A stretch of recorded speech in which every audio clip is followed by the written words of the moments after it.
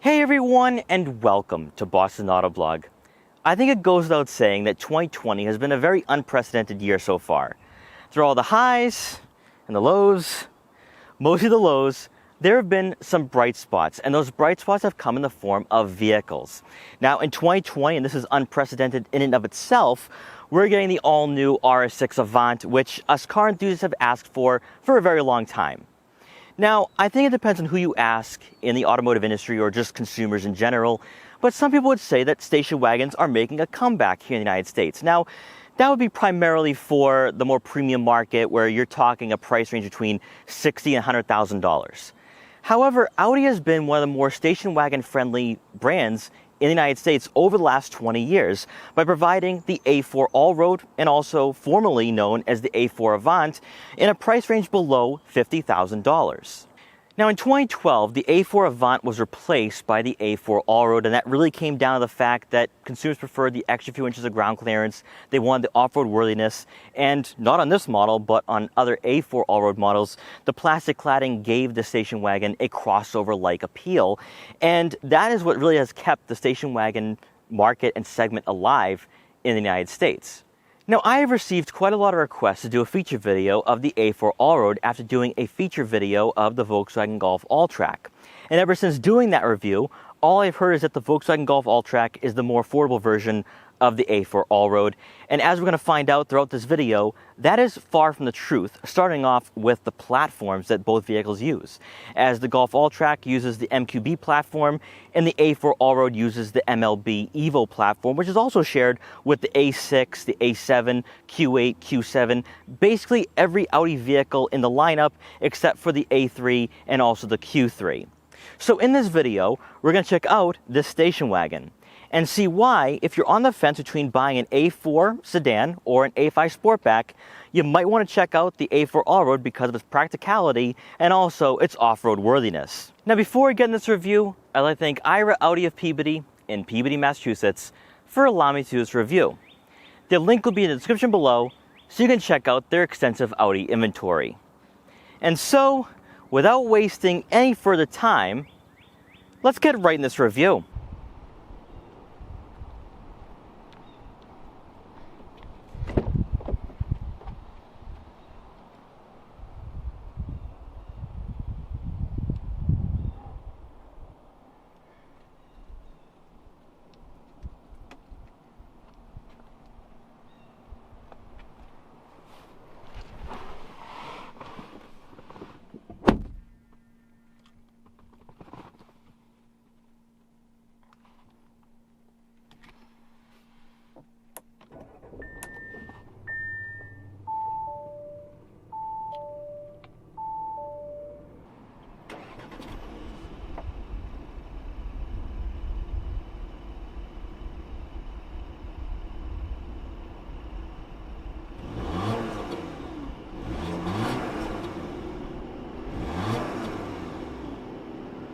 Often voiced by many enthusiasts is the demand for station wagons, as not only can they be cool and fun to drive, but they're also the best alternative to a crossover. Audi loyalists are also vocal, wishing for models that we currently don't receive in the United States to be brought over to our side of the Atlantic. However, where Audi has been very consistent over the last 20 years is offering a wagon in a price range that BMW and Mercedes-Benz have moved on from, to primarily focus on a crossover dominant lineup, specifically around $50,000. The A4 Allroad has been with us for almost a decade, providing a more rugged body style compared to the A4 Avant, which Audi stopped selling in the United States back in 2012. Now with Volkswagen ending the production of the All-Track, this more luxurious alternative is the most affordable wagon available from the Volkswagen Audi family. The Premium Plus we have today has a starting price of $47,700, and with optional packages, you'd be looking at spending just over $50,000. One of the advantages of going with the Allroad rather than the A4 sedan is the 6.5 inches of ground clearance for better versatility in the snow, and for very light off-roading. This is an 1.5 inch difference and improvement compared to the standard A4, but more importantly, drivers will have the perception of being in a car while still retaining the practicality you'd expect in a subcompact crossover. In regards to dimensions, the A4 Allroad is about 3 inches higher than the sedan, which will translate to more cargo room, and you'll also have the addition of a standard panoramic moonroof. New for 2020 is a redesigned front fascia for the B9.5 generation, including a refreshed headlight design and front grille, which not only differs greatly from the 2019 model year, but also shares the same chrome accents that run vertically like we see on the Audi Q3, Q7, Q8, and Audi A6 Allroad. This grille design is what differentiates the Allroad from the A4 sedan, if you were to stare at both models head-on, as they have very similar aesthetics otherwise.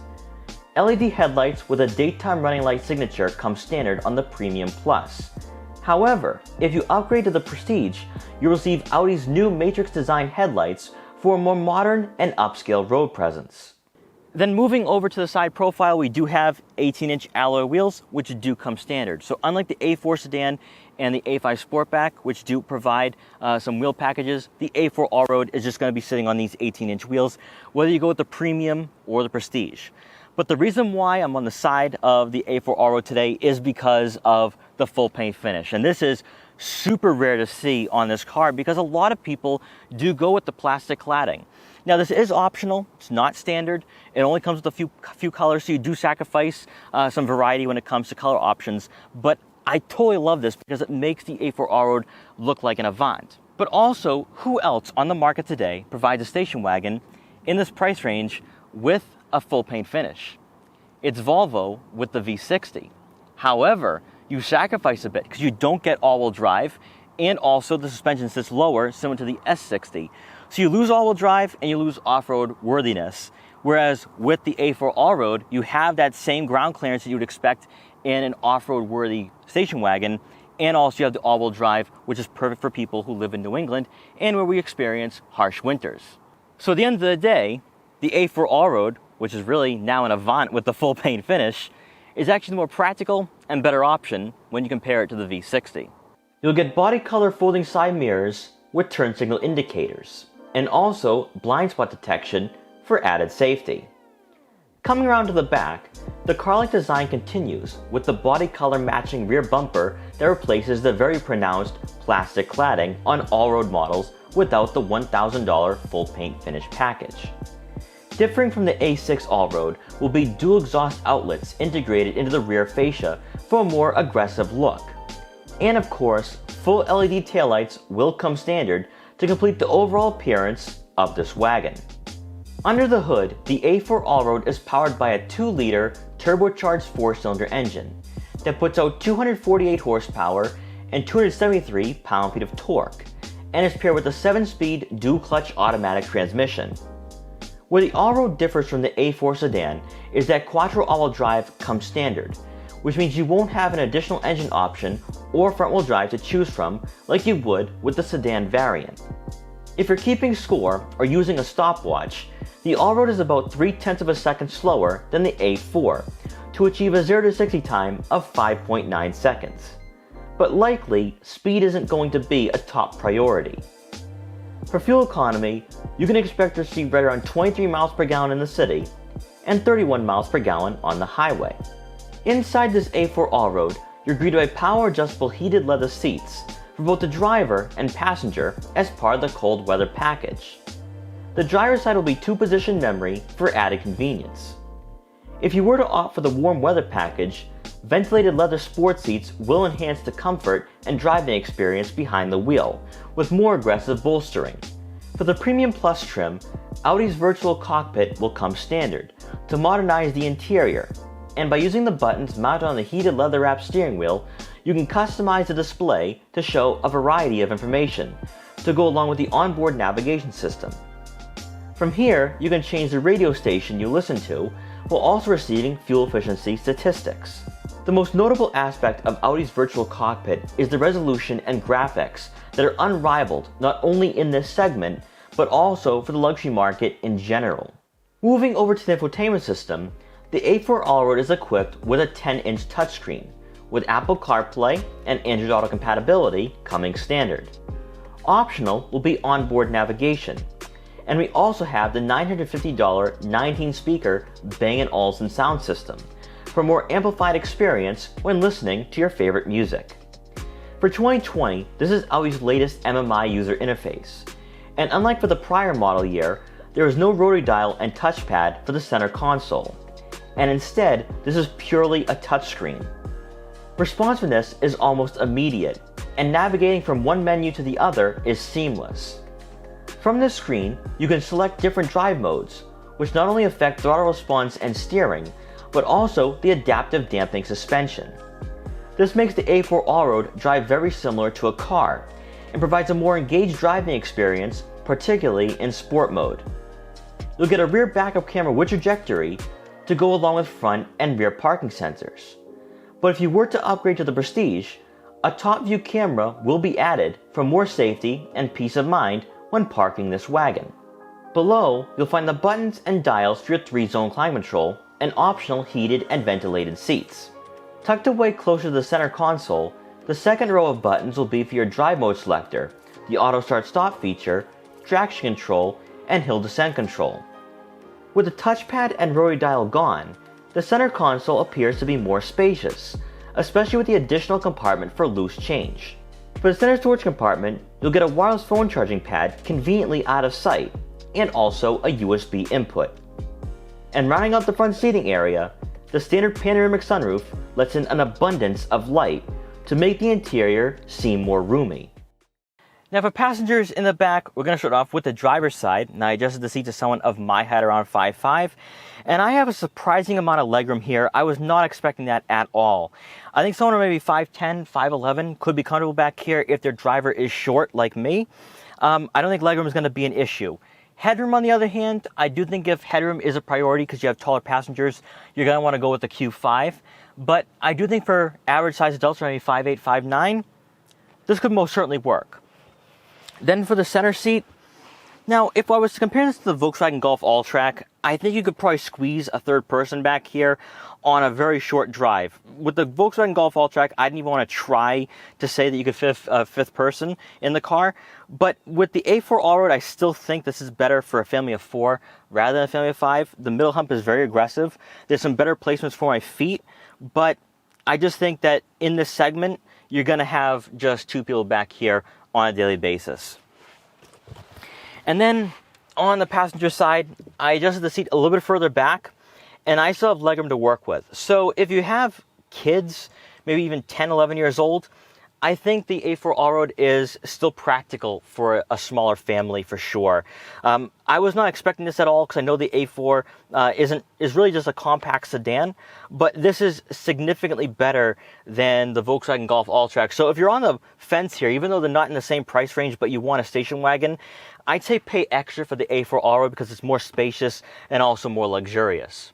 Also back here, you do get 2 rear air vents to go along with the 3rd zone climate control, which is definitely needed on a daily today with it being around 94 degrees.